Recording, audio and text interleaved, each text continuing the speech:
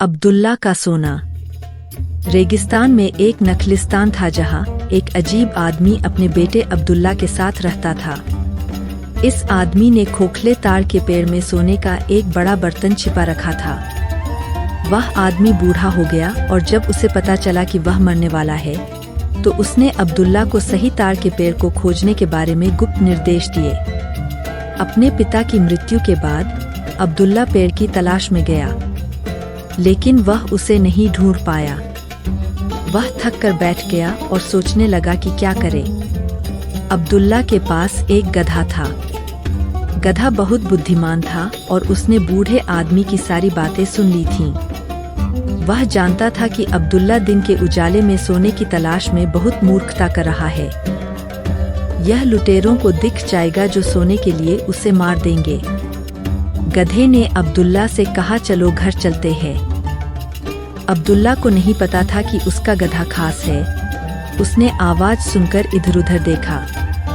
फिर उसे एहसास हुआ कि यह उसका गधा ही बोल रहा है। वह उठकर बैठ गया और हैरान हो गया। तुम बोल रहे हो? उसने पूछा। तुमने ऐसा कैसे किया? मेरा नाम बशीर है, गधे ने कहा। मैं एक जादूगर था और जब मैंने एक चुड़ैल की अवज्ञा की तो उसने मुझे एक असहाय आलसी गधे में बदल दिया। क्या तुम मुझे सोना खोजने में मदद कर सकते हो? अब्दुल्ला ने पूछा। हाँ, मैं कर सकता हूँ क्योंकि मैं अभी भी जादू कर सकता हूँ, बशीर ने उत्साह में समझाया।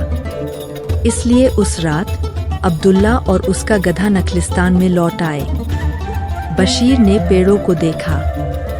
फिर उसने अब्दुल्ला से कहा कि वह वहां पड़ा एक लाल पत्थर उठा ले और उसे ताड़ के पेड़ों में से एक के नीचे रख दे। अब्दुल्ला ने ऐसा किया और फिर बशीर ने अपनी नाक तने से रगड़ी और कुछ फुसफुसाया। तने में एक दरार दिखाई दी और जल्द ही अब्दुल्ला ने सोने के बर्तन के साथ खोखलापन देखा। उसने इसे लिया और बशीर की पीठ पर बोरी में डाल दिया। वे घर वापस चले गए। लोगों ने देखा कि अब्दुल्ला ने बढ़िया कपड़े पहने हुए थे और उसने अपना घर सजाया हुआ था। उसने अपना सामान बेचने के लिए बाजार में एक दुकान खोली थी। उसके पड़ोसी उससे ईर्ष्या करने लगे।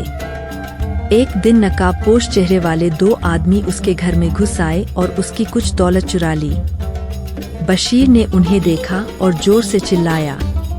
चोरों ने बशीर पर हमला कर दिया और उसे बुरी तरह घायल कर दिया। अब्दुल्ला जाग गया और वे भाग गए। जब ऐसा दोबारा हुआ तो अब्दुल्ला ने सुरक्षा के लिए दूसरे नखलिस्तान में जाने का फैसला किया। उसने बशीर को अपने साथ ले लिया और कहा, बशीर, तुम असली सोना हो जो मैंने पाया है। मैं हम दोनों के लिए पर्याप्त पैसा कमा सकता हूँ, लेकिन मुझे तुम्हारे जैसा कोई दूसरा दोस्त कभी नहीं मिलेगा।